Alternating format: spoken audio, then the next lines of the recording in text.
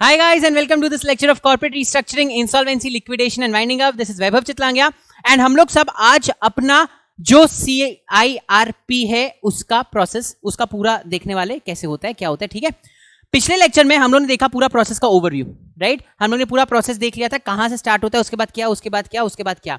But वो process एक skeleton है, वो बस एक स्केलेटन है जो आपको बताता है कि देखो ऐसे ऐसे होगा, इसके बाद ये स्टेप्स होंगे. उसमें हर एक स्टेप में अंदर बहुत कुछ अभी पढ़ना अपने को बाकी है. ठीक है, हर स्टेप में अंदर इतना कुछ है कि हर स्टेप के ऊपर एक अलग चैप्टर बनाया हुआ है. ठीक है, तो अपना पहला जो default and application to NCLT वाला स्टेप है, उसके ऊपर जो चैप्टर है उसका नाम है पिटीशन फॉर सीआईआरपी, जो अपने आज पढ़ने वाले चैप्टर नंबर 15. उसके बाद नेक्स्ट वाला चैप्टर है जो आईपी, आईआरपी, मॉरेटोरियम, उन सब के बारे में बात करता है. उसके बाद वाला चैप्टर कमिटी ऑफ क्रेडिटर्स के बारे में बात करता है. तो ऐसे अपने जो पूरा प्रोसेस एक लंबा सा देखे ना, उसके कंपोनेंट्स के ऊपर अब हम लोग इन डिटेल डिस्कस करने वाले. ठीक है, बट जब तक अपने को पूरा प्रोसेस याद नहीं हो जाएगा, प्रिंट नहीं हो जाएगा, हर क्लास के पहले हम लोग पहले वो पूरा प्रोसेस देखने वाले. तो आज भी हम लोग स्टार्ट करने के पहले पूरा प्रोसेस एक बार फटाक से देख लेते हैं. ठीक है, चलिए. What is the page number साची?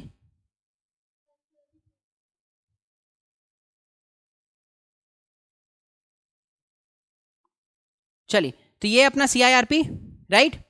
एक बार फटाक से अपने प्रोसेस देखते हैं. सबसे पहले होता है डिफॉल्ट. डिफॉल्ट मतलब क्या नहीं पे कर पाया, डेट्स. लेकिन वो डेट क्या होना चाहिए? Due and payable. सो आपका जो पैसा रिटर्न करना था वो ड्यू एंड पेबल हो गया and it is not paid. So your the amount is due and payable and remains not paid. उसको बोलते हैं डिफॉल्ट. ठीक है, अगर डिफॉल्ट हो जाए तो उसके बाद क्या होता है? पहला स्टेप एप्लीकेशन टू एनसीएलटी. क्योंकि ये पार्ट 2 का बात करें इसलिए एप्लीकेशन कहां जाएगा? एनसीएलटी के पास जाएगा, राइट. कौन कौन एप्लीकेशन फाइल कर सकते हैं? Operational creditors, financial creditors and corporate applicant. क्या कॉर्पोरेट एप्लीकेंट स्टार्टिंग से यहां पे है? पहले क्या था? कॉर्पोरेट डेटर था. हम लोग ने 2018 में अमेंडमेंट के थ्रू इसको कॉर्पोरेट एप्लीकेंट बना दिया, राइट. चलो, आपने एप्लीकेशन फाइल किया एनसीएलटी के पास. एनसीएलटी को क्या कंपलसरी है एक्सेप्ट करना है, रिजेक्ट कर सकती है? अगर रिजेक्ट कर दी तो कितने लोग बोल रहे हैं खत्म हो जाए कुछ नहीं हो? कितने लोग बोल रहे हैं लिक्विडेशन होगा? लिक्विडेशन कौन कौन है? हाथ उठाओ. गलत, लिक्विडेशन नहीं होगा. क्यों? बिकॉज अभी प्रोसेस स्टार्ट कहां हुआ है?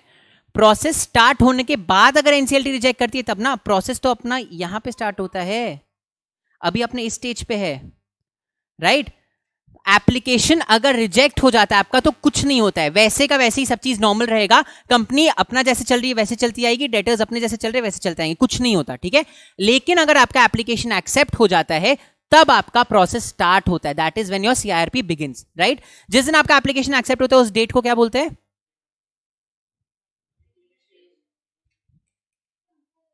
Insolvency commencement date. जिस दिन आपका ये एक्सेप्ट होता है उसको बोलते हैं इंसॉल्वेंसी कमेंसमेंट डेट. तो इनिशिएशन डेट कब बोलते हैं?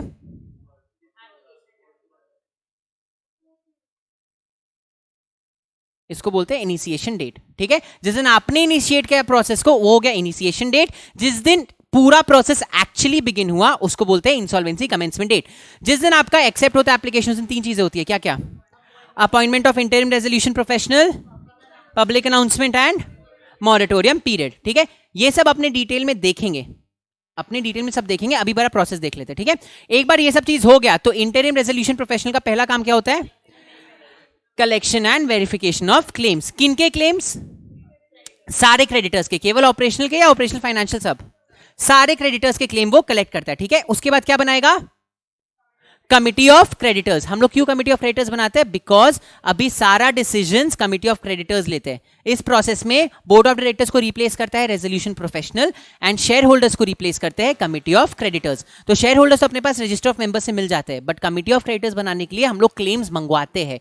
जिसका जो जो क्लेम्स बाकी है मेरे को दो, साथ ही साथ उसका प्रूफ दो ताकि हम वेरीफाई कर पाएंगे, राइट. एंड देन उसके बाद हमारे जितने क्लेमेंट्स एक्चुअली होंगे, जितने क्रेडिटर्स एक्चुअली होंगे, उसका बनता है committee of creditors. Committee of creditors का पहला काम क्या होता है? रेजोल्यूशन प्रोफेशनल को अपॉइंट करो. वो यहां पे लिखा हुआ नहीं है, यहां पे बीच में एक स्टेप आता है अपॉइंटमेंट ऑफ रेजोल्यूशन प्रोफेशनल. उसके बाद रेजोल्यूशन प्रोफेशनल क्या करता है? रेजोल्यूशन प्रोफेशनल इंफॉर्मेशन मेमोरेंडम बनाता है. अच्छा, यहां पे रेजोल्यूशन प्रोफेशनल वाले स्टेप में आके अपने देखते हैं क्या जरूरी है कि हम इंटरिम रेजोल्यूशन प्रोफेशनल के अलावा ही किसी और को बनाए? क्या हम इंटरिम रेजोल्यूशन प्रोफेशनल को रेजोल्यूशन प्रोफेशनल बना सकते हैं? बना सकते हैं। क्या हम किसी और को बना सकते हैं? ये डिसाइड कौन करेगा किसको बनाना है? Committee of creditors. हमेशा कमिटी ऑफ क्रेडिटर्स डिसाइड करेगी किसको रेजोल्यूशन प्रोफेशनल बनाना है। अपने जब नॉर्मल कंपनी में देखते तो डायरेक्टर्स को अपॉइंट कौन करता है? शेयर होल्डर्स करते हैं ना। वैसे यहां पे रेजोल्यूशन प्रोफेशनल को अपॉइंट कमिटी ऑफ क्रेडिटर्स करेगी हमेशा। ठीक है, चलो रेजोल्यूशन प्रोफेशनल अपॉइंट हो गया। अब वो पहला काम, उसका मेन काम क्या है रेजोल्यूशन प्रोफेशनल का? हाँ वो काम करेगा, बट रेजोल्यूशन प्रोफेशनल बनाने का काम क्या है, उसके पीछे मोटिव क्या है? रेजोल्यूशन प्लान मिले हमको, वो उसका मेन काम है, राइट? तो रेजोल्यूशन प्लान लेने के लिए सबसे पहला क्या स्टेप है? इंफॉर्मेशन मेमोरेंडम बना के भेजना। अब सुनो यहाँ पे क्या कॉन्सेप्ट है, एक बार वापस याद दिलाते हैं। हम लोग रेजोल्यूशन प्लान्स मंगाते हैं इंडिपेंडेंट लोगों से, ठीक है? मतलब जो ऐसे थर्ड पार्टीज इनके पास बहुत फ्री का पैसा, उनको हम बेसिकली बोल रहे हैं कि प्लीज आइए मेरे कंपनी में पैसा लगाइए, मेरे कंपनी का डेट्स पे ऑफ करिए एंड आपको हम अपनी कंपनी का कंट्रोल दे देंगे। बेसिकली रेजोल्यूशन प्लान का मतलब ये है। चलो आप लोग सबके पास बहुत सारा पैसा है, ठीक है? हम आप लोग को आके बोले 100 करोड़ लगा दो मेरी कंपनी में, आप क्या बोलोगे मेरे को सबसे पहले? ऐसे कैसे 100 करोड़ लगाते? डिटेल्स दो, इन्फॉर्मेशन दो, राइट? वो इन्फॉर्मेशन हम देते हैं इन्फॉर्मेशन मेमोरेंडम के थ्रू, ठीक है? तो जितने लोग इंटरेस्टेड होते हैं वो आते हैं मेरे पास, पूछते हैं कि भाई हम इंटरेस्टेड है, तो हम उनको इन्फॉर्मेशन मेमोरेंडम दे देते हैं। उसमें हमारा कौन सा इन्फॉर्मेशन रहता है? केवल फाइनेंशियल इन्फॉर्मेशन, केवल फाइनेंशियल इन्फॉर्मेशन रहता है। उसमें हम हिस्ट्री, ज्योग्राफी, क्यों बनाया, क्या ऑब्जेक्ट है, वो सब नहीं लिख के देते, केवल फाइनेंशियल इन्फॉर्मेशन देते हैं, ठीक है? चलो हम इन्फॉर्मेशन मेमोरेंडम मान लो आप 8 लोगों को दे दिए। अब आप लोग क्या बना के लाओगे? रेजोल्यूशन प्लान्स बना के लाओगे। जिन लोग रेजोल्यूशन प्लान्स बना के लाते हैं उनको हम क्या बोलते हैं? रेजोल्यूशन एप्लीकेंट्स, ठीक है? रेजोल्यूशन एप्लीकेंट्स रेजोल्यूशन प्लान को जमा करेंगे किसके पास? रेजोल्यूशन प्रोफेशनल के पास। तो हम लोग ने यहाँ पे 3 तरह का लेयर्स लगा के रखा है चेक करने के लिए रेजोल्यूशन प्लान को। पहला लेयर कौन है? आरपी। आरपी क्या चेक करता है? आरपी केवल एलिजिबिलिटी एंड वायबिलिटी चेक करेगा, ठीक है? तो मान लो आप लोग 8 लोगों ने जमा किया था, उनमें से ये 3 का एलिजिबल है ही नहीं, तो आरपी आगे केवल इन 5 का भेजेगा, इन तीनों का नहीं भेजेगा। बट याद रखिएगा आरपी केवल एक ही चीज चेक करता है, क्या? एलिजिबिलिटी। हाँ, एज पर सेक्शन 29A वो अंदर घुस के मेरिट्स में घुस के कुछ नहीं देखने वाला, वो केवल एलिजिबिलिटी चेक करता है, राइट?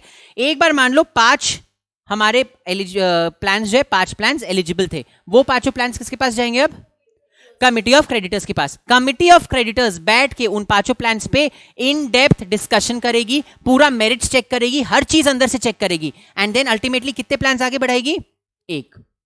कमिटी ऑफ क्रेडिटर्स से केवल एक प्लान जो फाइनल होता है वही आगे बढ़ता है, किसके पास? एनसीएलटी। तो पहले आरपी ने चेक किया, फिर कमिटी ऑफ क्रेडिटर्स ने फिल्टर लगाया, फिर अब हम एनसीएलटी के पास गए। एनसीएलटी या तो उसको एक्सेप्ट करेगी या रिजेक्ट कर देगी, वो ऐसा कुछ बीच में नहीं लाती है, या तो एक्सेप्ट करेगी या रिजेक्ट कर देगी। क्या चीज चेक करती है NCLT? Just, fair and reasonable है कि नहीं, ये चेक करेगी बेसिकली, ठीक है? अगर मान लो एनसीएलटी ने उस प्लान को एक्सेप्ट कर लिया, आपका सीआईआरपी हो गया सक्सेसफुली खत्म, ठीक है? अगर आपका प्लान एनसीएलटी एक्सेप्ट कर लेती है तो आपका सीआईआरपी सक्सेसफुली कंप्लीट हो जाता है, वहां पे कोई टेंशन नहीं है। इसके बाद जो भी चलेगा, आप किसके हिसाब से चलेगा?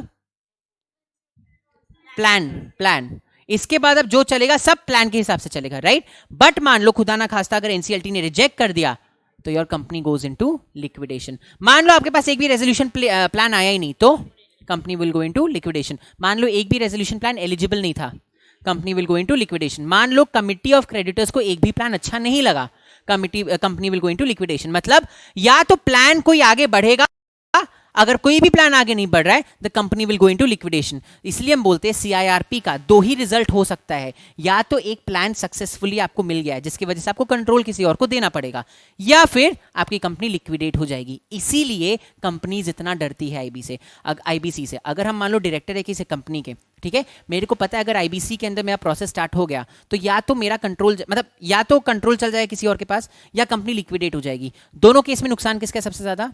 उस डायरेक्टर का है, उस मैनेजमेंट का है जो पहले से वहां पे, बिकॉज उसका तो कंपनी गया ना हाथ से, राइट? तो ये है हमारा पूरा प्रोसेस। ये प्रोसेस हम लोग हर क्लास के पहले डिस्कस करेंगे सो दैट ये प्रोसेस अपने को पूरा दिमाग में फिट हो जाए, ठीक है? अब आज अपने जो चैप्टर स्टार्ट करने वाले हैं, चैप्टर नंबर 15, वो इतना पार्ट से डील करता है,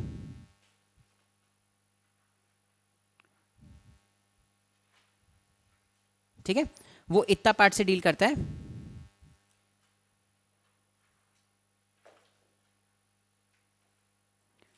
ये ठीक है, तो अपना ये एक चैप्टर है, उसके बाद ये एक चैप्टर बनता है, फिर ये एक चैप्टर बनता है, ये एक चैप्टर बनता है एंड देन लिक्विडेशन एक चैप्टर बनता है। सो बेसिकली ये पूरा प्रोसेस हम लोग 5 चैप्टर्स में पढ़ने वाले, ठीक है। तो इतना कुछ है इसके अंदर पढ़ने के लिए, हम लोग पूरा सेक्शन वाइज जाएंगे। आईबीसी बहुत ढंग से ड्राफ्ट किया हुआ है, हर स्टेप के बाद सेक्शन, हर स्टेप सेक्शन वाइज में आता है, ठीक है। तो वहां पे अपने को कोई प्रॉब्लम नहीं आएगा। चलिए तो अपने स्टार्ट करें फिर। ये याद है सबको? चलो बढ़िया।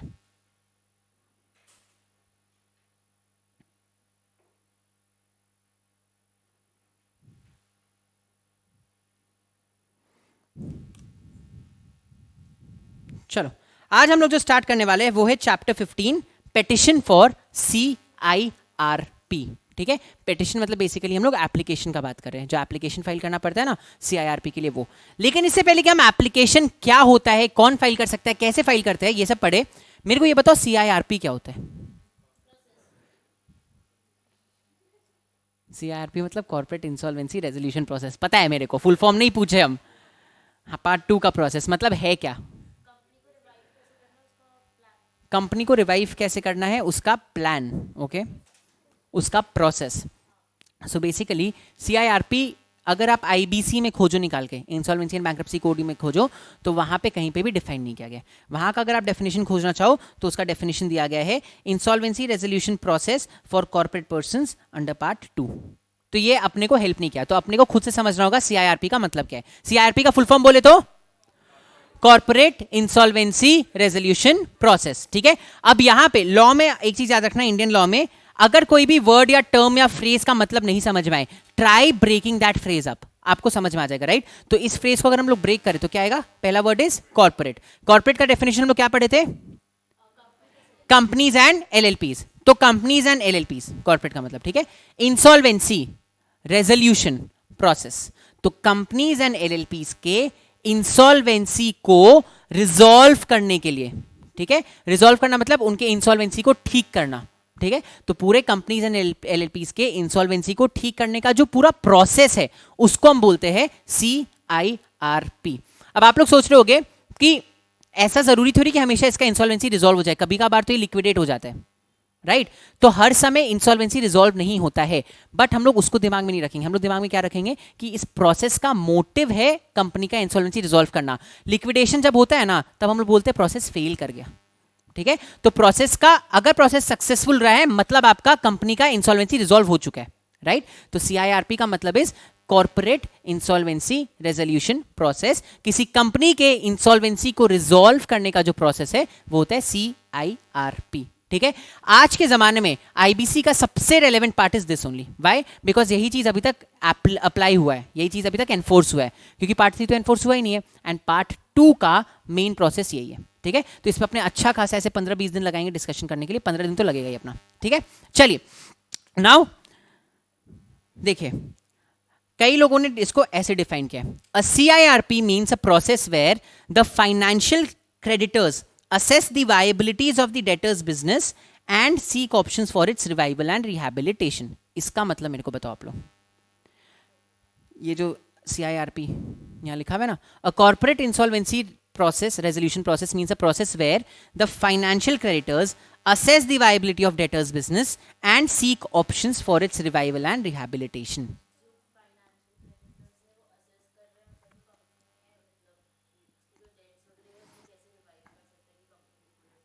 Okay, why financial creditors specifically? यहाँ पे हम केवल क्रेडिटर्स क्यों नहीं लिखे यहाँ पे? पहला क्वेश्चन। ओके, मैं क्वेश्चन समझा? हम यहाँ पे लिख सकते थे ना, it's a process where creditors assess the viability. Why did I write financial creditors specifically? Because यहां पे सारा डिसीजन कमिटी ऑफ क्रेडिटर्स लेती है, and as a general thumb rule committee of creditors is made of financial creditors. तो ये एक statement हमें क्या समझा? ये एक स्टेटमेंट हमें समझा कि इस पूरे प्रोसेस में ऑपरेशनल क्रेडिटर्स का कोई काम नहीं होता है, ठीक है। ऑपरेशनल क्रेडिटर्स का कोई काम नहीं होता है, वो तो रेयर केस में, वर्स्ट केस सिनेरियो में हम ऑपरेशनल क्रेडिटर्स को बैठाते हैं। जैसे नॉर्मल में प्रेफरेंस शेयर होल्डर्स का कोई वोटिंग राइट नहीं होता है, राइट। रेयर केसेस में उनको वोटिंग राइट्स मिल जाता है। तो क्या हम ऐसे बोलने लग जाए कि प्रेफरेंस शेयर होल्डर्स को वोटिंग राइट्स होता है? नहीं, as a general rule preference shares को वोटिंग राइट्स नहीं होता है, वो एक्सेप्शनल सिनारियो होता है। वैसे ही as a general rule operational creditors नहीं बैठते कमिटी ऑफ क्रेडिटर्स में, ऑपरेशनल क्रेडिटर्स CIRP का पार्ट नहीं होते हैं। रेयर केसेस में हम उसका पार्ट बनाते हैं, ठीक है। सो आपने जब नॉर्मल रूल पढ़ लेंगे तो यही आएगा, the financial creditors assess the viability of the debtors business, ठीक है। तो वो लोग जब बैठते हैं तो वो लोग देखते हैं पहले कि बिजनेस कैसा चल रहा है। अब इसका मतलब क्या है, यहां पे देखिए, अगर कमिटी ऑफ क्रेडिटर्स एक रेजोल्यूशन पास करते हैं कि उन्हें कंपनी लिक्विडेट करानी है, ठीक है, तो वो बिना प्लान मंगवाए भी कंपनी को लिक्विडेट करा सकती है। इतना पावर हम उनको दे के रखे हुए। अगर कमिटी ऑफ क्रेडिटर्स चाहे, जैसे मान लो आज हमारी कमिटी बैठी, थर्ड मीटिंग में हम लोग ने बोला कि यार इतना झंझट में नहीं पड़ना, लिक्विडेट कराना है, तो अगर हम लोग ने रेजोल्यूशन पास कर दिया with the requisite voting rights, तो the company will get liquidated without following the process.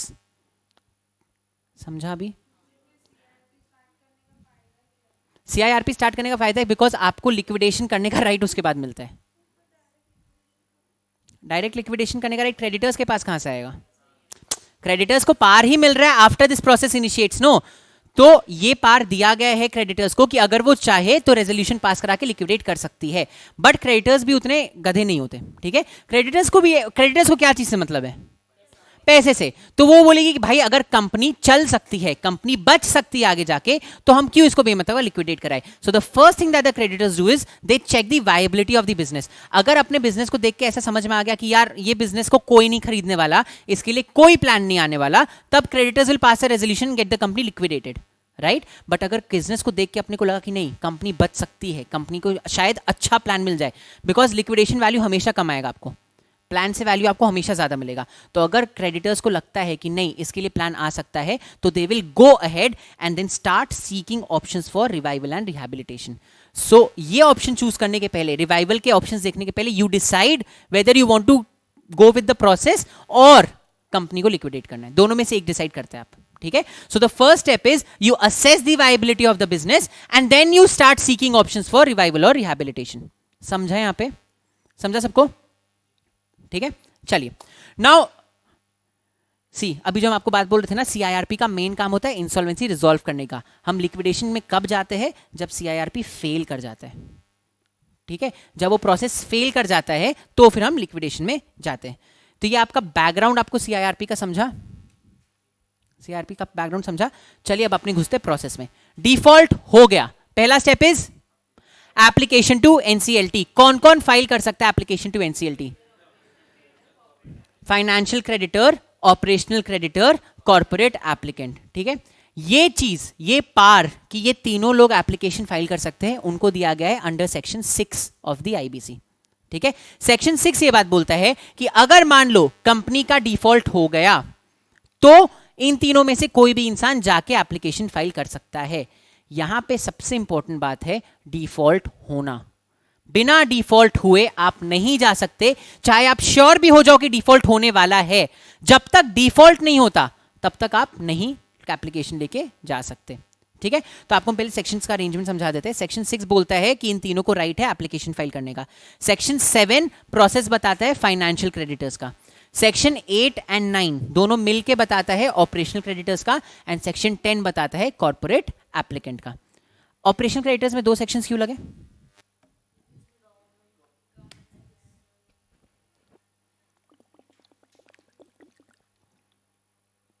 थोड़ा सा दिमाग लगाओ, आपको समझ में आ जाएगा। फाइनेंशियल क्रेडिटर का प्रोसेस मैंने एक सेक्शन में बता दिया, सेक्शन 7। कॉर्पोरेट एप्लीकेंट का प्रोसेस मैंने 10 सेक्शन 10 में बता दिया, एक सेक्शन में। ऑपरेशनल क्रेडिटर का 2 सेक्शन क्यों लगा?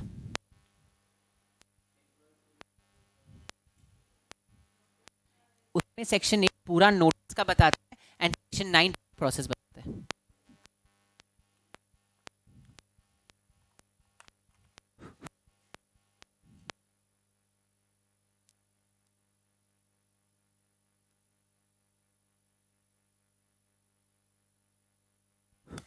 ठीक है, समझा? तो सेक्शन 8 आपको पूरा वो डिमांड नोटिस का प्रोसीजर बताता है, और अगर डिमांड नोटिस के बाद फेल कर जाए नोटिस, पैसा नहीं मिले वापस, तो आप सेक्शन 9 में जाके एप्लीकेशन फाइल करते हो, ठीक है। तो सेक्शन 6, 7, 8, 9, 10 ये 5 सेक्शन लाइन से एप्लीकेशन के बारे में बात करते हैं, ठीक है। चलिए नाउ अपने बात करते हैं पहले फाइनेंशियल क्रेडिटर्स का सेक्शन फाइल एप्लीकेशन फाइल करने का, ठीक है। सेक्शन 7 नाउ सबसे कॉमन एप्लीकेशन जो फाइल करते हैं वो होते हैं financial creditors only. Operational creditors को उतना ज्यादा नहीं होता, 2-3 रीजन है। पहला रीजन ये, ऑपरेशनल क्रेडिटर्स का जनरली डेट बहुत कम रहता है तो वो थ्रेशोल्ड पार ही नहीं कर पाते। सेकेंडली, ऑपरेशनल क्रेडिटर्स को एक वननेस रहता है, अगर हम उस कंपनी के एम्प्लॉय है तो कम चांसेस है कि हम उस कंपनी के अगेंस्ट सीआईआरपी स्टार्ट करेंगे। अगर हम उस कंपनी के को लोन दिया और हम बैंक है तो हम ज्यादा चांसेस है कि ये स्टार्ट करेंगे, राइट, नेचुरली। तो सबसे ज्यादा फाइनेंशियल क्रेडिटर्स ही हरकत करते हैं, ठीक है, इसलिए सबसे पहला सेक्शन फाइनेंशियल क्रेडिटर का दिया है, सेक्शन 7। नाउ डिफॉल्ट हो गया, ठीक है, आप नेक्स्ट डे भी जा सकते हो एप्लीकेशन लेके अगर आप फाइनेंशियल क्रेडिटर हो तो। अभी अपने फाइनेंशियल क्रेडिटर्स का पढ़ रहे हैं सेक्शन 7 का, ठीक है। डिफॉल्ट हो गया, आप लोग नेक्स्ट डे ही एप्लीकेशन लेके जा सकते हो। तो हम मान लो फाइनेंशियल क्रेडिटर है, आप लोग एनसीएलटी हो, ठीक है, आज डिफॉल्ट हो गया, हम कल पहुंच गए, एक पेपर में लिख के एप्लीकेशन या चलो जो भी फॉर्म है एप्लीकेशन वो बोल के कि डिफॉल्ट हो गया है, सीआईआरपी स्टार्ट करो। आपको पता है सीआईआरपी स्टार्ट होने का कितना बड़ा रेपरकशन हो सकता है, राइट, कि आप ऐसे ही स्टार्ट कर दोगे, आप ऐसे ही तो स्टार्ट नहीं करोगे।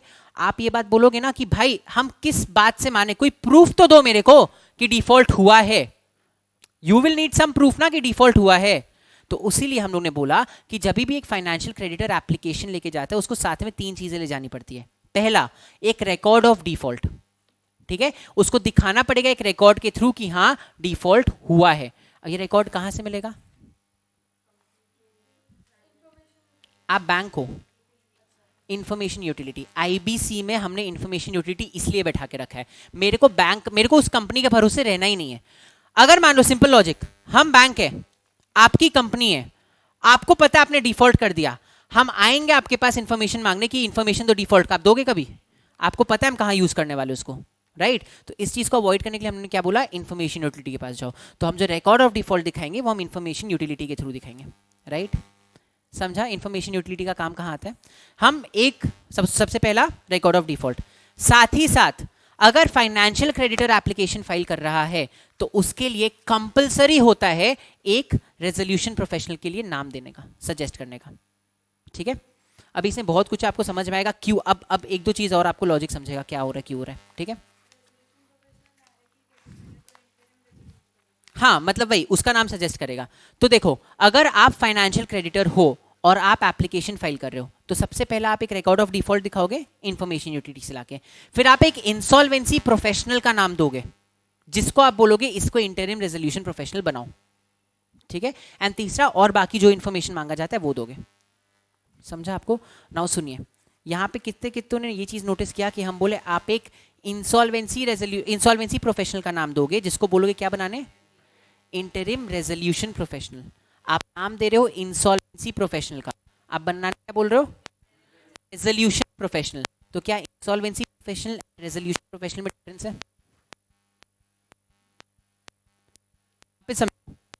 आपको बोले जब आप पिलर्स पढ़ रहे थे तो अपने पिलर का नाम पढ़े थे इंसॉल्वेंसी प्रोफेशनल, राइट। और हम क्या कर रहे हैं, प्रोसेस पढ़ते हैं, क्या नाम, रेजोल्यूशन प्रोफेशनल।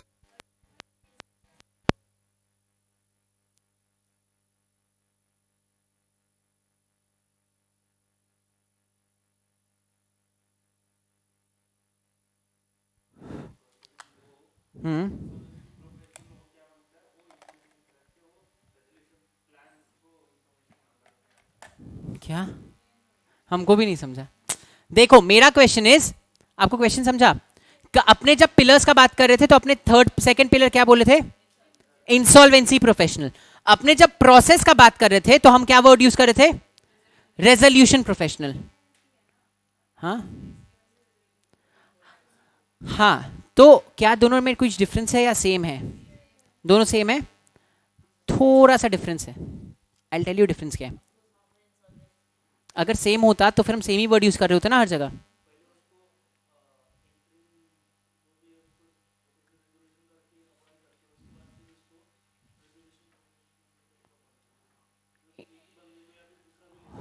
हाँ, मतलब आप काइंड ऑफ वहां पहुंच गए हो, बट हम एक एग्जाम्पल के थ्रू समझा रहे, समझ में आएगा आपको, ठीक है। इंडिया का जो पार्लियामेंट है वहां पे जो लोग इलेक्ट होके जाते हैं उनको हम क्या बोलते हैं, मेंबर ऑफ पार्लियामेंट, ठीक है। क्या Narendra Modi member of parliament है? नहीं है। वो मेंबर ऑफ पार्लियामेंट है, वो पार्लियामेंट में बैठते हैं। बनारस से कौन गए, नरेंद्र मोदी गए, राइट। अपने होम मिनिस्टर क्या वो मेंबर ऑफ पार्लियामेंट है? Finance minister member of parliament है क्या? सबसे पहला स्टेप क्या होता है? आप पार्लियामेंट के मेंबर बनो, उसके बाद आपको हम प्रमोट कर देते हैं एज द प्राइम मिनिस्टर और होम मिनिस्टर और व्हाटएवर, फाइनेंस मिनिस्टर या जो भी। यहां पे पहले आपको इंसॉल्वेंसी रेजोल्यूशन, इंसॉल्वेंसी प्रोफेशनल बनना होगा। जितने आप लोग सब इंसॉल्वेंसी प्रोफेशनल बने हुए हो, ठीक है, आप सब एलिजिबल हो रेजोल्यूशन प्रोफेशनल बनने के लिए। आप में से एक को उठा के मैंने अपने प्रोसेस में डाल दिया तो उस समय आप रेजोल्यूशन प्रोफेशनल बन गए। समझा डिफरेंस? ठीक है, जैसे वो सब मेंबर ऑफ पार्लियामेंट एलिजिबल है प्राइम मिनिस्टर बनने के लिए, बट उनमें से एक को उठा के मैंने प्राइम मिनिस्टर बनाया ना, तो इसका मतलब ये होता है कि बाकी सब मेंबर ऑफ पार्लियामेंट बचे नहीं, बाकी सब अभी मेंबर ऑफ पार्लियामेंट है, एंड प्राइम मिनिस्टर भी पहले मेंबर ऑफ पार्लियामेंट है फिर प्राइम मिनिस्टर है। वैसे ही इंसॉल्वेंसी प्रोफेशनल वो सारे लोग हैं जो लोग इंसॉल्वेंसी प्रोफेशनल का क्राइटेरिया को फुलफिल करते हैं एंड वही मेंबरशिप लेते हैं, फिर रजिस्टर होते हैं आईबीबीआई के साथ। उनमें से हम किसी एक को जब उठा के अपने पास यहाँ रख लेते हैं और रेजोल्यूशन पूरे प्रोसेस का उनको रिस्पॉन्सिबिलिटी दे देते हैं, तो उस प्रोसेस के लिए आप रेजोल्यूशन प्रोफेशनल बन जाते हो। समझा सबको? ठीक है, चलिए, तो यहाँ पे आपको 3 चीज करना होता है।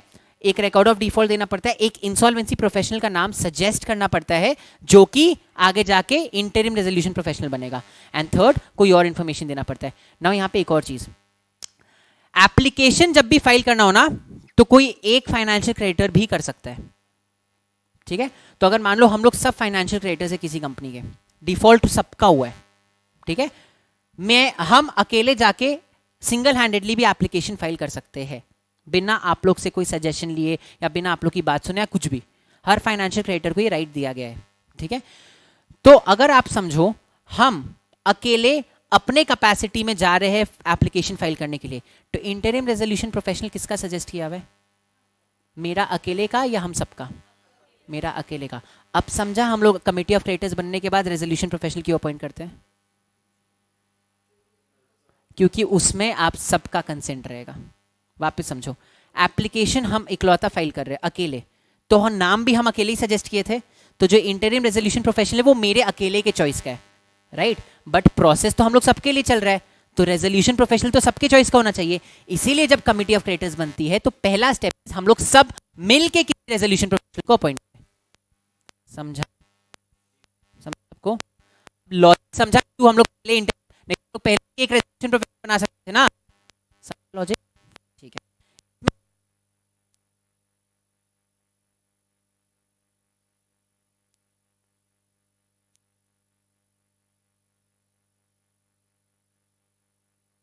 चलो समझाइए लॉजिक, ठीक है।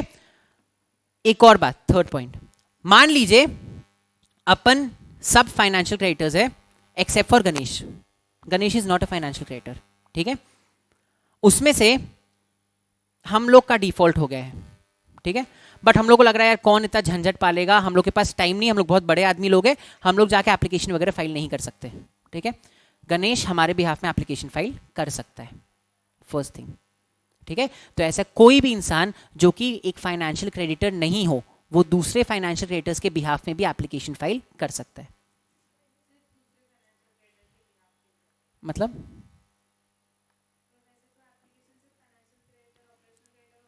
वो हमारे बिहाफ में कर रहा है, ही इज रिप्रेजेंटिंग अस। हाँ, he can be a random person, तो हम वही बोल रहे हैं अपने सब फाइनेंशियल क्रेडिटर्स है, डिफॉल्ट केवल अपना हुआ है, हम लोग का ही हुआ है केवल डिफॉल्ट, ठीक है। Ganesh is not a financial creditor, उस केस में अगर गणेश फाइल कर सकता है और अगर वो कर सकता है तो हमारे रिप्रेजेंटेशन में कर सकता है, ठीक है, ये समझा। सेकंड पॉइंट समझना, डिफॉल्ट हम लोग का ही हुआ है, ना तो साची का हुआ है ना आपका हुआ है डिफॉल्ट, राइट। ये दोनों जब फाइल करेंगे तो ये लोग अपने कैपेसिटी में करेंगे, समझ आ रहा है, क्योंकि वो फाइनेंशियल क्रेडिटर्स है, उनका डिफॉल्ट नहीं हुआ है फिर भी वो कर सकते हैं अपने कैपेसिटी में, ठीक है। तो सुनिए, फाइनेंशियल क्रेडिटर्स है हम लोग सब, अपने करेंगे तो हमारे तो डिफॉल्ट हुआ तो हम लोग कर ही सकते हैं, कोई प्रॉब्लम नहीं है, तो जितने लोगों का डिफॉल्ट हुआ है वो तो कर ही सकते हैं। जो ऐसे फाइनेंशियल क्रेडिटर्स है जिनका डिफॉल्ट नहीं हुआ है वो भी फाइल कर सकते हैं अपने कैपेसिटी में, तो ये दो तरह के लोग हुए। तीसरा कौन होता है? जो रैंडम लोग होते हैं, जिन लोग फाइनेंशियल क्रेडिटर्स नहीं होते वो भी फाइल कर सकते हैं, बट वो रिप्रेजेंटेशन में फाइल करते हैं, रिप्रेजेंटिंग अस।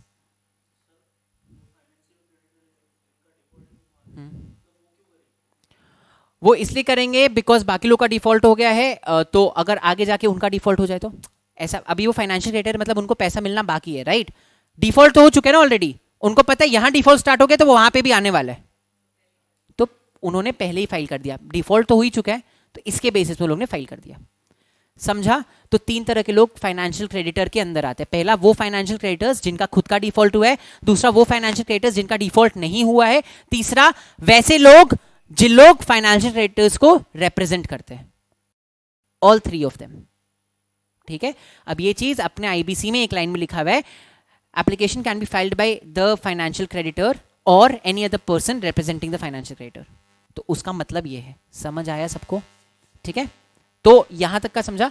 चलिए, आपने एप्लीकेशन फाइल कर दिया एनसीएलटी के पास, आपने एप्लीकेशन फाइल कर दिया एनसीएलटी के पास। ठीक है, नाउ टाइम बाउंड प्रोसेस है, हम आपको क्या बोलते हैं, हर चीज टाइम बाउंड है, तो यहां पे हमने एनसीएलटी को भी टाइम बाउंड करके रखा हुआ है। एनसीएलटी के पास एग्जैक्ट 14 डेज होता है टू डिसाइड।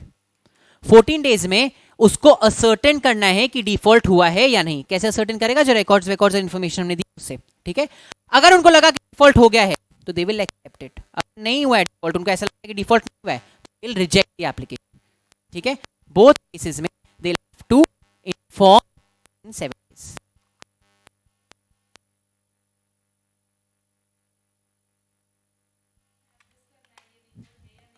उसके बाद 7 days। हाँ हाँ, तो आज एप्लीकेशन फाइल के, आज का डेट क्या है? 28th। तो 4th Feb तक एनसीएलटी को डिसाइड कर लेना है हुआ है कि नहीं, एंड उसके बाद 11th Feb तक उसे इन्फॉर्म कर देना है कि एक्सेप्ट किया है या नहीं। समझा सबको? ठीक है, नाउ सुनिए, ये केस गया था अपने एनसीएलटी के पास।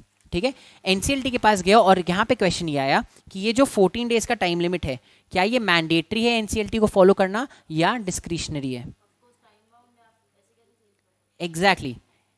एनक्लैट के पास जब ये क्वेश्चन गया कि ये 14 डेज का टाइम लिमिट मैंडेटरी या डिस्क्रिशनरी है, सब लोग को ये लगा था कि यहां पे मैंडेटरी ही बोला जाएगा, बट एनक्लैट ने बोला ये डायरेक्टरी है, डिस्क्रिशनरी है। कोशिश करो कि 14 डेज में हो पाए, बट अगर नहीं हो पाए तो इट्स ओके, आप एक्सटेंड कर सकते हो। Exactly exactly. यही चीज आईबीसी वालों को नहीं पसंद आई। उन्होंने क्या बोला, हमारा एसेंस है टाइम बाउंड, आप अपने मन से जजमेंट्स ला के इसको न्यूट्रलाइज नहीं कर सकते। एंड इसीलिए 2019 में उन्होंने एक अमेंडमेंट निकाल दिया जिसमें उन्होंने बोला चलो ठीक है, 14 डेज को डिस्क्रिशनरी रखना, डिस्क्रिशनरी रखो, बट अगर तुमने 14 डेज से एक दिन भी ज्यादा लिया तो हर दिन का तुमको रीजंस राइटिंग में देना पड़ेगा। ठीक है, तो पहले एनक्लैट के जजमेंट के थ्रू क्या हुआ था, हमने एनसीएलटी को बोल दिया जितना टाइम लेना है लो, make an endeavour to take a decision in 14 days, otherwise चलेगा। तो वहां पे हमने उनको आंसरेबल नहीं बनाया था, राइट? ये अमेंडमेंट के थ्रू हमने बोला ठीक है, तुमको ज्यादा टाइम लेना है, लो आंसर्स देना मेरे को, हर दिन का हिसाब दोगे मेरे को, राइट? समझा? तो हमने देखो 14 डेज रखना इसमें वो नहीं था क्या, मतलब 14 डेज हम लोग बाउंड नहीं कर सकते एनसीएलटी को, बिकॉज व्हाट इफ एनसीएलटी ने 14 डेज डिसाइड नहीं किया, क्या करते फिर हम? नहीं, मेरे को ये बात बताओ, अगर मान लो हम लोग मैंडेटरी कर दिए 14 डेज, अगर एनसीएलटी ने 14 डेज में डिसाइड नहीं किया तो क्या उसका रिजल्ट क्या होगा?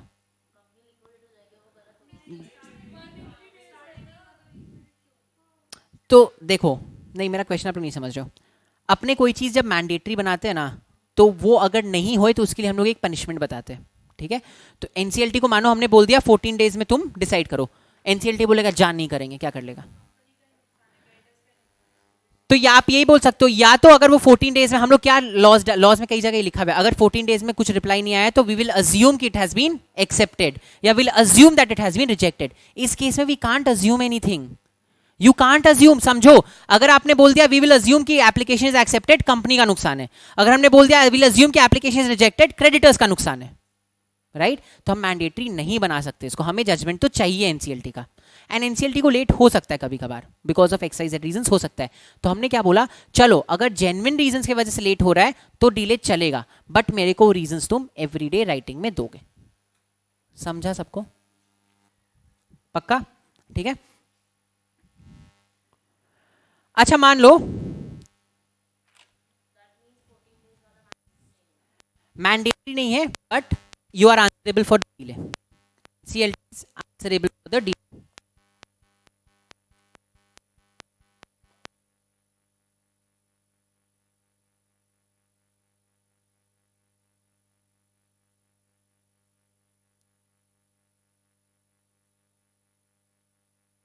आंसरेबल ना, जब आप आंसरेबल बनाए जाते हो उस समय आपको जेन्युइन रीजन देना पड़ता है, बिकॉज राइटिंग में है सारे रीजन, सब चीज राइटिंग में जाएगा। अगर मान लो इसके अगेंस्ट एनसीएलटी ने मान लो बहुत डिले कर दिया, 20 डेज 25 डेज लगा दिया, अगर किसी ने इसके अगेंस्ट रिट डाल दी हाई कोर्ट या सुप्रीम कोर्ट में, या अपील कर दिया एनक्लैट में, तो एनसीएलटी वालों के ऊपर फाइन या कॉस्ट लग जाएगा ना।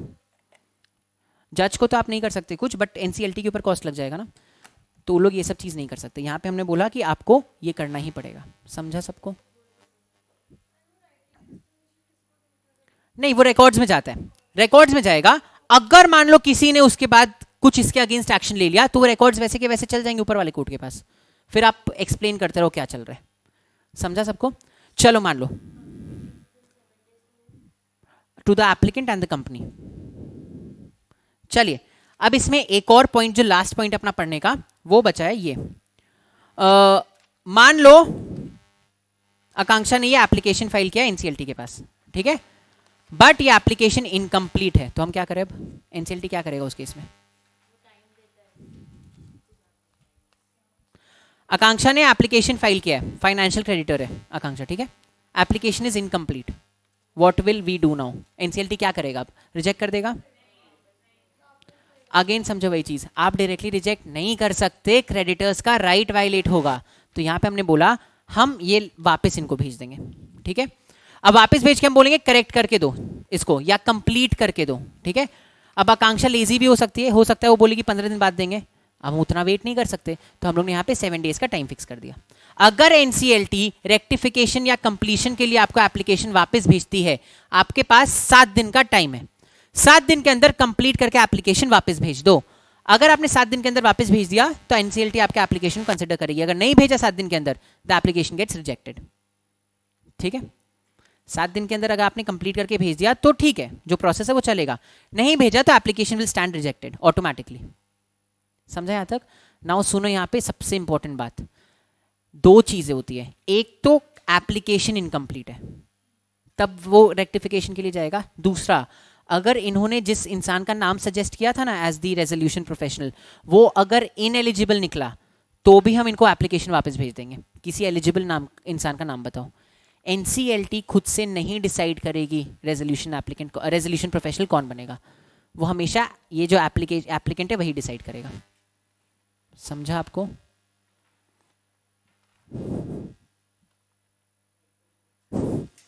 ठीक है, तो अगर आपका एप्लीकेशन इनकम्प्लीट होता है या आपके एप्लीकेशन में आपने जिस रेजोल्यूशन प्रोफेशनल का नाम सजेस्ट किया है वो इनएलिजिबल है, तो उस केस में the application is rejected to the person who has made the application, and उस इंसान को एप्लीकेशन कंप्लीट के 7 दिन के अंदर भेजना होता है।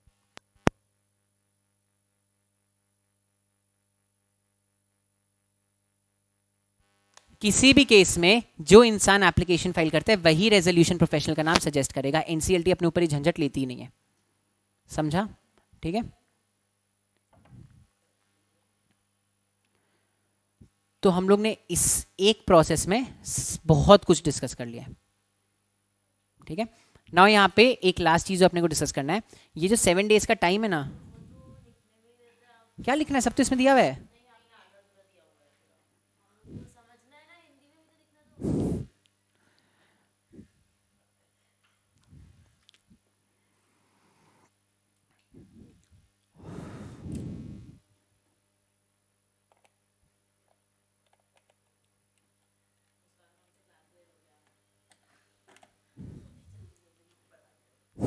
नहीं नहीं नहीं, हमारा मेरे पास बहुत टाइम है, सीआरआई का सिलेबस बहुत कम है इस बार, और मेरे पास टाइम बहुत है। सीआरआई का सिलेबस कम कर दिया गया ना?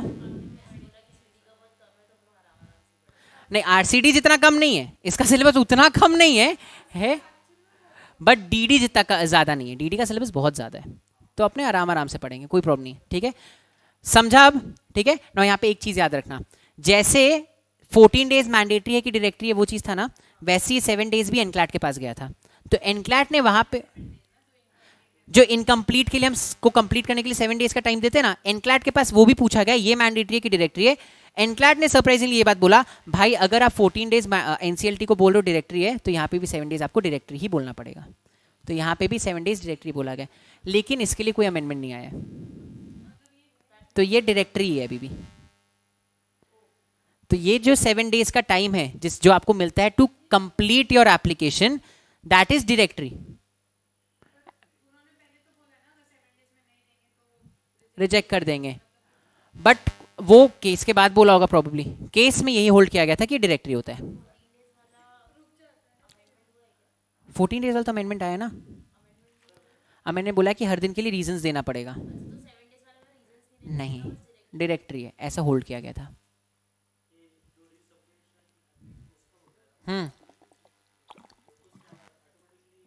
रिजेक्टेड होता है स्टैंड वो after that judgement that came, courts ने फिर ऐसा होल्ड किया।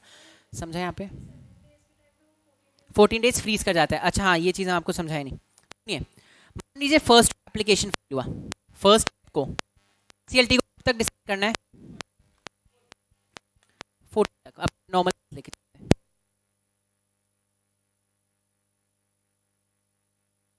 अपने को 14 फेब तक डिसाइड करना है, ठीक है। मान लो 10 फेब को एनसीएलटी को लगा कि एप्लीकेशन इनकम्प्लीट है, एनसीएलटी रिटर्न करेगी आपको। आपके पास कितना टाइम है? 7 डेज, मतलब आप 17 तक दे सकते हो। बट एनसीएलटी के पास कितना टाइम था? 14 तक। हाँ, तो ये कॉन्सेप्ट समझो। यहाँ पे जो एनसीएलटी के पास 10 से लेके 14 तक का 4 डेज का टाइम था ना, वो फ्रीज हो जाता है। जिस दिन आपको एप्लीकेशन वापस मिलेगा, मान लो 17 को वापस मिला, ये 4 दिन उसके बाद स्टार्ट होगा। समझा? तो एनसीएलटी अब 21 को बताएगी। समझा सबको? नहीं समझा? वापस समझो। फर्स्ट को आपने एप्लीकेशन फाइल किया, एनसीएलटी को डिसाइड कब तक करना था? 14 को, ठीक है। 10 को एनसीएलटी ने बोला कि एप्लीकेशन इनकम्प्लीट है, वो रिटर्न करेगी आपको। आपके पास कितना टाइम है कंप्लीट करने का? 7 डेज। तो 10 के बाद मतलब आपको कब तक देना जवाब? 17 तक। बट अपना 14 डेज के कॉन्सेप्ट के हिसाब से आप एनसीएलटी को डिसाइड कब करना था?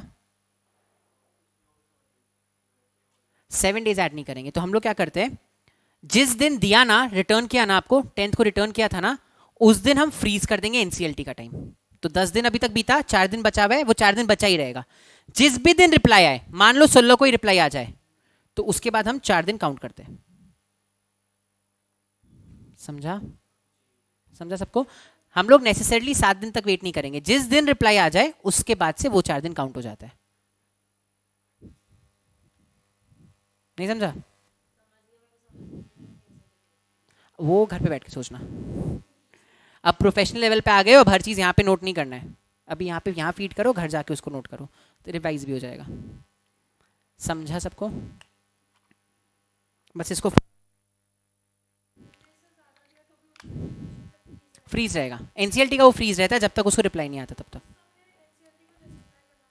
नहीं नहीं नहीं नहीं, उस समय एनसीएलटी की वजह से थोड़ी लेट हो रहा है, जो उसको रीजन देना पड़ेगा।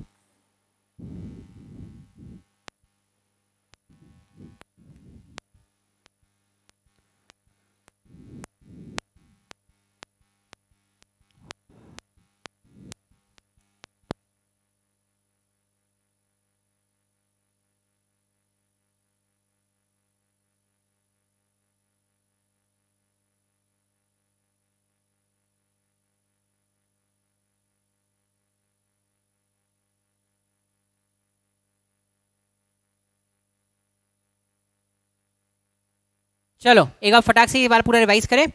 तो अगर डिफॉल्ट हुआ तो फाइनेंशियल क्रेडिटर एप्लीकेशन फाइल करेगा, उसके साथ उसको 3 चीज देनी पड़ती है। क्या क्या? रिकॉर्ड ऑफ डिफॉल्ट, पहले name of a resolution professional, हाँ, name of an insolvency professional जो रेजोल्यूशन प्रोफेशनल की तरह प्रपोज करता है, एंड एनी अदर इंफॉर्मेशन। ये जो रेजोल्यूशन प्रोफेशनल है मैंडेटरी है देना इसका, एंड इसका एलिजिबल होना भी मैंडेटरी है। अगर एलिजिबल नहीं हुआ आपका एप्लीकेशन रन कर जाएगा। हाँ, आपको फॉलो करना होगा। आपने एप्लीकेशन फाइल किया कितना टाइम? बस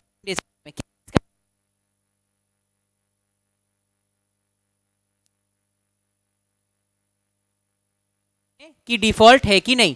अगर उन्हें कन्विंस हो गए वो कि डिफॉल्ट है, they will accept the application. अगर उन्हें लगा डिफॉल्ट नहीं है तो they will reject the application. जिस दिन भी उन्होंने डिसाइड किया उसके 7 दिन के अंदर आप बता दो। समझा सबको? ठीक है, ये है अपना नॉर्मल प्रोसेस फाइनेंशियल क्रेडिटर का। इसमें हम लोग ने बीच में बहुत कुछ देख लिया कि आईआरपी कंपल्सरी होता है नाम देना, अगर आप इनकम्प्लीट एप्लीकेशन देते हो तो 7 दिन के अंदर आपको उसको ठीक करके देना होता है, 14 डेज मैंडेटरी है कि डायरेक्टरी है, उसमें क्या जजमेंट आया, क्या उसका अमेंडमेंट आया, वो सब चीज़ हम लोग ने सारा देख लिया।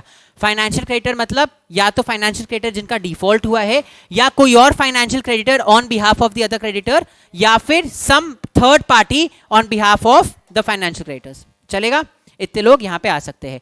ये प्रोसेस अपने को समझ में आ जाए ना तो बाकी दो का ऑलमोस्ट सेम होता है, तो उसमें कोई प्रॉब्लम नहीं है। यहाँ समझा ही प्रोसेस, कहीं पे भी डाउट है किसी को? नहीं। एक बार फटाक से अपने देख लेते हैं आज हम लोगों ने क्या क्या देखा। हम लोगों ने आज कुछ भी नहीं देखा, बेसिकली पूरा प्रोसेस रिवाइज किए, फिर हम देखे सीआईआरपी क्या होता है। तो CIRP is corporate insolvency resolution process, मतलब एक कंपनी के इंसॉल्वेंसी को रिजॉल्व करने के प्रोसेस को बोलते हैं सीआईआरपी। इसमें कंपनी के फाइनेंशियल क्रेडिटर्स असेस करते हैं viability of the business and उसके बाद ऑप्शंस खोजते हैं इसको रिवाइव करने का या फिर रिहैबिलिटेट करने का। ठीक है, कौन 3 लोग फाइल कर सकते हैं application? Operational creditor and corporate application. ये कौन से सेक्शन में दिया गया है? सेक्शन 6 में। सेक्शन 7 क्या बोलता है? Financial creditor. सेक्शन 8 क्या बोलता है? Notice of operational creditor. Section 9 क्या बोलता है? Process of operational creditor. And section 10 क्या बोलता है? Process of corporate applicant. फटाक से फाइनेंशियल क्रेडिटर का प्रोसेस बताओ। डिफॉल्ट हुआ, एप्लीकेशन फाइल करो, एप्लीकेशन के साथ record of default, insolvency professional का नाम एंड एनी अदर इंफॉर्मेशन। कितना दिन है एनसीएलटी के पास? 14 days to ascertain the existence of default. अगर वो कन्विंस है कि डिफॉल्ट हुआ तो दे विल एक्सेप्ट, अगर वो कन्विंस नहीं है कि डिफॉल्ट नहीं हुआ तो दे विल रिजेक्ट। दोनों केस में कितने दिन के अंदर इन्फॉर्म करना है? 7 डेज के अंदर इन्फॉर्म करना है। और बस आई थिंक आज इतना ही देखा, राइट? चलो फिर अपने बाकी का ये जो चैप्टर है, बाकी जो 2 लोग का प्रोसेस है वो अपने कल देखेंगे एंड कल मोस्टली ये चैप्टर हो जाएगा अपना खत्म। ठीक है, तब तक के लिए हंसते रहिए, खुश रहिए, धन्यवाद।